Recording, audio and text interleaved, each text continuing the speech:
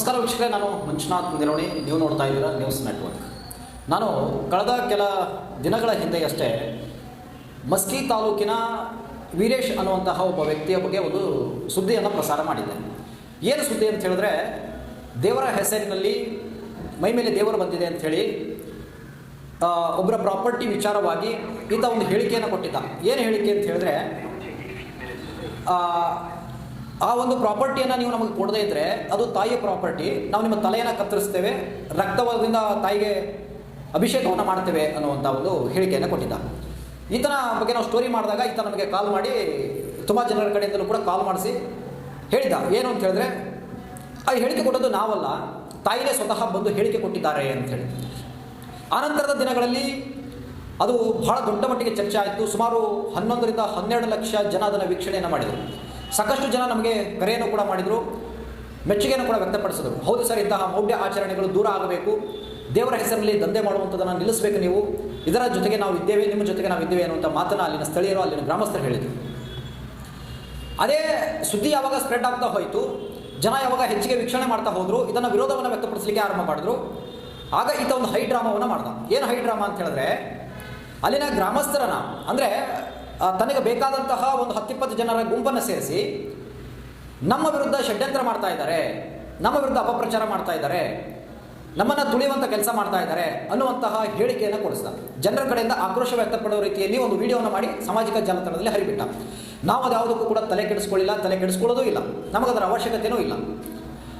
ಅದರ ಮುಂದುವರೆದ ಭಾಗವಾಗಿ ಇದು ವರ್ಕೌಟ್ ಆಗದೇ ಇದ್ದಾಗ ವಾಟ್ಸಪ್ ಗ್ರೂಪ್ಗಳನ್ನು ಮಾಡಿ, ನೋಡಿ ನಮ್ಮ ಬಗ್ಗೆ ಸಾಮಾಜಿಕ ಜಾಲತಾಣದಲ್ಲಿ ಈ ಥರ ಸುಳ್ಳು ಸುದ್ದಿಯನ್ನು ಹಬ್ಬಿಸ್ತಾ ಇದ್ದಾರೆ, ಭಕ್ತರು ಯಾವುದೇ ಕಾರಣಕ್ಕೂ ಕೂಡ ನಂಬಬೇಡಿ, ನೀವು ಯಥಾ ಪ್ರಕಾರವಾಗಿ ಮಠಕ್ಕೆ ಬಂದು ದೇವರು ಕೇಳಿ ನಮಗೆ ದುಡ್ಡಿಡಿ ಅಂತ ಹೇಳ್ಬಿಟ್ಟು ಹೇಳ್ದ. ಗ್ರೂಪ್ಗಳಲ್ಲಿ ಮೆಸೇಜನ್ನು ಹಾಕಿದ. ಅದರ ಒಂದು ಸ್ಕ್ರೀನ್ಶಾಟ್ ಕೂಡ ನಾನು ನಿಮಗೆ ತೋರಿಸ್ತಾ ಇದ್ದೀನಿ, ಡಿಸ್ಪ್ಲೇ ಮೇಲೆ ಕಾಣಿಸ್ತಾ ಇದೆ. ಇದು ಸತ್ಯ. ಇದಕ್ಕಿಂತ ಮುಂದುವರೆದು ಇದಕ್ಕೂ ಕೂಡ ಅಂತಂದರೆ ಜನ ತಲೆ ಕೆಡಿಸ್ಕೊಳ್ದೇ ಇದ್ದಾಗ ಈತ ಸ್ವತಃ ತಾನೇ ಬಂದು ಕ್ಷಮೆ ಯಾಚಿಸಿದ್ದಾನೆ. ಈ ಕ್ಷಮೆ ಯಾವ ರೀತಿಯಾಗಿ ಯಾಚಿಸಿದ್ದಾನೆ ಅಂತ ಹೇಳಿದ್ರೆ, ಒಂದು ದಿಮಾಕು ಮತ್ತು ದರ್ಪ ದೌಲತ್ತಿನಲ್ಲಿ ಹೇಳಿರುವಂಥದ್ದು. ಅಂದರೆ ನಾನೇನೋ ಮಾಡೇ ಇಲ್ಲ, ನನ್ನ ಬಗ್ಗೆ ಅಪಪ್ರಚಾರ ಮಾಡ್ತಾರೆ ಅನ್ನುವ ರೀತಿಯಲ್ಲಿ ಕ್ಷಮೆ ಯಾಚಿಸಿರುವಂಥದ್ದು. ನಾನು ಹೇಳಿಕೆ ಕೊಟ್ಟಿದ್ದು ಎಲ್ಲೊಂದು ಕಡೆ ನಿಮಗೆ ಬೇಜಾರಾಗಿದ್ದರೆ, ನಿಮಗೆ ತಪ್ಪಾಗಿದ್ದರೆ ಆ ಥರ ಏನಿಲ್ಲ, ಈ ಥರ ಏನಿಲ್ಲ ಅನ್ನುವಂತಹ ಒಂದು ಈ ಸಮಜಾಯಿಷಿ ಕೊಡುವಂತಹ ಕೆಲಸವನ್ನು ಮಾಡ್ತಾ ಇದ್ದ. ಸಮಜಾಯಿಷಿ ಕೊಡುವಂಥ ಕೆಲಸ ನಮಗೆ ಬೇಕಾಗಿಲ್ಲ. ಆಯ್ತಪ್ಪ, ನಿನ್ನ ಪ್ರಕಾರನೇ ವೀರೇಶ್ ಅವರೇ, ನಿಮ್ಮ ಪ್ರಕಾರನೇ ನೀವು ಕ್ಷಮೆ ಯಾಚಿಸಿದ್ದೆ, ಆದರೆ ಹಾಗೆ ದೇವರು ಸುಳ್ಳು ಅಂತ ಆಯ್ತಲ್ಲ, ದೇವರು ಹೇಳಿದ್ದು ಸುಳ್ಳ, ನೀವು ಹೇಳಿದ್ದು ಸುಳ್ಳ? ಈಗ ನಾನು ಬಾಯಿ ತಪ್ಪಿ ಬಂದಿದೆ ಅಥವಾ ನಾನೇನೋ ಮಿಸ್ಸಾಗಿ ಹೇಳಿದ್ದೇನೆ, ನಾನು ಕ್ಷಮೆ ಯಾಚಿಸ್ತೇನೆ ಅಂತ ಅನ್ನೋದಾದರೆ ಮತ್ತು ದೇವರು ಸುಳ್ಳು ಹೇಳ್ತಾನೆ ಅಂತ ಆಯ್ತಲ್ಲ. ಮತ್ತೆ ದೇವರು ಸುಳ್ಳು ಹೇಳಿಲ್ಲ ಅಂತ ಹೇಳಿದ್ರೆ ನೀವು ಸುಳ್ಳು ಹೇಳ್ತೀರಿ ಅಂತ ಆಯ್ತಲ್ಲ. ದೇವರೇ ನಿಮ್ಮ ಮೇಲೆ ಬಂದ, ನಿಮ್ಮ ಮೇಲೆ ದೇವರು ಬಂದ, ಏನು ನಡೀತಾ ಇದೆ ಇಲ್ಲಿ ಅನ್ನುವಂಥದ್ದು ಸೂಕ್ಷ್ಮವಾಗಿ ಜನ ಗಮನಿಸಿ. ನೋಡಿ ಯಾವ ರೀತಿಯಾಗಿ ಜನರನ್ನು ಯಾಮಾರಿಸ್ತಕ್ಕಂಥ ಕೆಲಸವನ್ನು ಮಾಡ್ತಾರೆ. ಮೈ ಮೇಲೆ ಬರ್ತಾ ಇದೆ ಅಂತಂದಾಗ, ಇದೇನೋ ಅಪಾಯದ ಅಂಚಿಗೆ ಹೋಗ್ತಾ ಇದೆ ಅಂತಂದಾಗ ಕ್ಷಮೆ ಯಾಚಿಸ್ಬಿಡೋದು. ನಾನು ಕ್ಷಮೆ ಯಾಚಿಸಿದ್ದೇನೆ, ನೀವು ಕ್ಷಮೆ ಯಾಚಿಸಿದ್ದು ಆಯಿತು, ಓಕೆ, ನೀವು ತಪ್ಪಾಗಿ ಹೇಳಿದ್ದೀರಿ, ದೇವರ ಹೆಸರಲ್ಲಿ ಸುಳ್ಳು ಹೇಳಿಕೊಂಡು ಏನೇನೋ ಮಾಡ್ತಾ ಇದ್ರಿ, ಅದು ಓಕೆ, ಕ್ಷಮೆ ಯಾಚಿಸಿದ್ದೀರಿ. ಆದರೆ ನಮ್ಮ ಪ್ರಶ್ನೆ ಇರುವಂಥದ್ದು, ನಿಮ್ಮ ಕ್ಷಮೆ ಯಾಚಿಸೋದು ಬೇಕಾಗಿಲ್ಲ ನಮಗೆ. ಇಷ್ಟು ದಿನ ಏನೋ ಜನರಿಗೆ ಮೋಸ ಮಾಡ್ಕೊಂಡು ಬಂದ್ರಲ್ಲ, ಇಷ್ಟು ದಿನ ಏನೋ ಜನರಿಗೆ ಸುಳ್ಳು ಹೇಳ್ಕೊಂಡು ಬಂದ್ರಲ್ಲ, ಇನ್ನು ಮುಂದೆ ಆ ಸುಳ್ಳನ್ನು ಹೇಳಬಾರ್ದು, ಇನ್ನು ಮುಂದೆ ಆ ಸುಳ್ಳು ಹೇಳುವುದನ್ನು ನಿಲ್ಲಿಸಬೇಕು. ಈ ಕ್ಷಮೆ ಯಾಚಿಸಿದ್ದೀನಿ ಅಂತ ಹೇಳಿ ಊರು ಜನರನ್ನೆಲ್ಲ ಸೇರಿಸ್ಕೊಂಡು ಮತ್ತೆ ಜನರುಗಳಿಗೆ ಬನ್ನಿ ನಾವು ದೇವ್ರು ಹೇಳ್ತೀವಿ, ನಾವು ಅದನ್ನು ಹೇಳ್ತೀವಿ, ನಾವು ಇದನ್ನು ಹೇಳ್ತೀವಿ ಅಂತೇಳಿ ಮತ್ತೆ 100 ಜನರನ್ನ ಕೂರಿಸ್ಕೊಂಡು ಮತ್ತೆ ಈ ದಂಧೆಯನ್ನು ಶುರು ಮಾಡಿದಿರಲ್ಲ, ಇದು ಸರಿನಾ ವೀರೇಶ್ ಅವರೇ? ನಿಮಗೆ ನೀವೇ ಪ್ರಶ್ನೆ ಮಾಡ್ಕೊಳ್ಳಿ.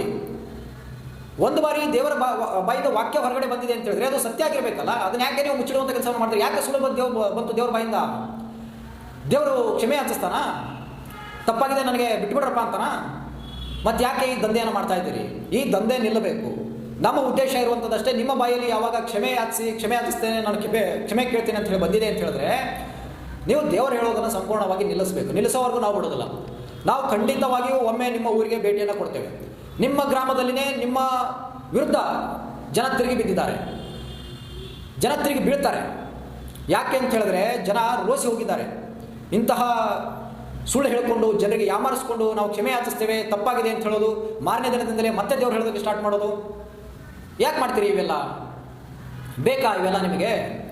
ಯಾಕೆ ಅಂತ ಹೇಳಿದ್ರೆ ದುಡ್ಡು ಮಾಡೋದಕ್ಕೆ ಇದೊಂದು ಮಾರ್ಗ. ಇದನ್ನು ನಾವು ನಿಲ್ಲಿಸ್ಬಿಟ್ರೆ ನಮ್ಮ ಹೊಟ್ಟೆಪಾಡು ಇಲ್ಲಿಂದ ಬರುತ್ತೆ, ನಮ್ಮ ಜೀವನ ಇಲ್ಲಿಂದ ನಡೆಯುತ್ತೆ, ನಮ್ಮ ಜೀವನ ಹೇಗೆ ನಡೆಯುತ್ತೆ? ನಿಮಗೆ ನಡೆಯೋದಿಲ್ಲ. ಯಾಕೆ ಅಂತ ಹೇಳಿದ್ರೆ ಇದೇ ನಿಮ್ಮ ಉದ್ಯೋಗ. ಎಲ್ಲರೂ ದಿನ ಬೆಳಗಾದರೆ ಆಫೀಸ್ಗಳಿಗೆ ಹೋದರೆ, ಸರ್ಕಾರಿ ಕಚೇರಿಗಳಿಗೆ ಹೋದರೆ, ಕೂಲಿ ನಾಲಿಗೆ ಹೋದರೆ, ನೀವು ಬೆಳಗ್ಗೆ ಎದ್ದು ಒಂದು ಕಾವಿ ಬಟ್ಟೆಯನ್ನು ಹಾಕ್ಕೊಂಡು ಒಂದು ಪೇಟವನ್ನು ತೊಟ್ಕೊಂಡು ದೇವರುಗಳ ಹೆಸರಲ್ಲಿ ಅಂತಂದರೆ ಜನಗಳಿಗೆ ಮೋಸ ಮಾಡೋದು. ನಿನಗೆ ಹಂಗಾಗುತ್ತೆ, ನಿನಗೆ ಹಿಂಗಾಗುತ್ತೆ, ನೀನು ಇದು ಮಾಡದೇ ಇದ್ರೆ ಅದಾಗುತ್ತೆ. ತುಲಾಭಾರ ಮಾಡಿಸ್ಕೋತೀರಲ್ಲ, ತುಲಾಭಾರ ಮಾಡಿಸಿದ ದುಡ್ಡು ಎಲ್ಲಿಗೆ ಹೋಗುತ್ತೆ? ಏನಕ್ಕೆ ತುಲಾಭಾರ ಮಾಡಿಸ್ಕೋತೀರಾ? ಚೀಲಗಟ್ಟಲೆ ತಂದು ದುಡ್ಡು ಇಟ್ಟು ನಿಮ್ಮನ್ನು ತೂಕ ಮಾಡ್ತಾರಲ್ಲ, ಮತ್ತು ದುಡ್ಡು ಎಲ್ಲಿಗೆ ಹೋಗುತ್ತೆ? ಅದು ವ್ಯವಹಾರ ಅಂತ ಅನ್ನೋದಿಲ್ವ ನಿಮಗೆ ಅದು?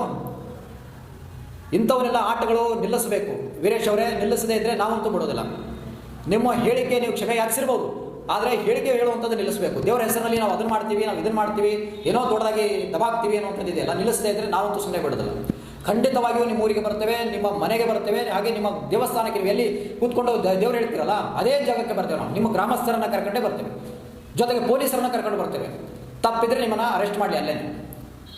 ಇದಾಗಬೇಕು. ಒಮ್ಮೆ ನಿಲ್ಲೋವರೆಗೂ ನಾವಂತೂ ಬಿಡೋದಿಲ್ಲ. ಯಾಕೆ ಅಂತ ಹೇಳಿದ್ರೆ, ಒಂದು ಸುದ್ದಿ ಮಾಡಿದ್ದೀವಿ ಅಂತ ಹೇಳಿದ್ರೆ ಅದು ಒಂದು ಸರಿನಾ ತಪ್ಪ ಅನ್ನುವಂಥದ್ದು ಎರಡರಲ್ಲಿ ಒಂದು ಜನಕ್ಕೆ ಗೊತ್ತಾಗಬೇಕಲ್ಲ.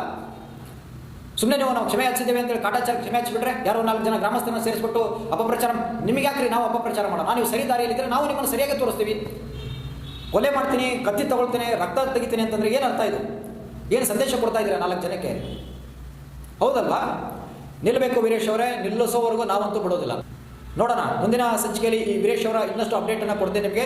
ದಯವಿಟ್ಟು ಜನ ಮೂಢನಂಬಿಕೆಗೆ ಬಲಿಯಾಗಿದ್ರಿ. ಈ ಒಂದು ವಿಡಿಯೋ ಬೆಸ್ಟ್ ಎಕ್ಸಾಂಪಲ್. ನಿಮಗೆ 1 ತಿಂಗಳ ಹಿಂದೆ ಅಷ್ಟೇ ಕುತ್ತಿಗೆ ಕತ್ತರಿಸ್ತೇನೆ ಅಂತ ದೇವರು ಹೇಳಿದೆ ಅಂತ ಹೇಳಿದಂಥ ವ್ಯಕ್ತಿ ಇವತ್ತು ಬಂದು ತಪ್ಪಾಗಿದೆ, ನನ್ನ ಬಾಯಿಂದ ತಪ್ಪಾಗಿ ಪದ ಬಂದುಬಿಟ್ಟಿದೆ ಅಂತ ಕ್ಷಮೆ ಹಾಕಿಸಿದ್ದಾನೆ ಅಂತ ಹೇಳಿದ್ರೆ ಇದರಲ್ಲಿ ಎಂಥ ಡ್ರಾಮಾ ಇದೆ ಅನ್ನೋಂಥದ್ದು ನೀವೇ ಅರ್ಥ ಮಾಡ್ಕೊಳ್ಳಿ.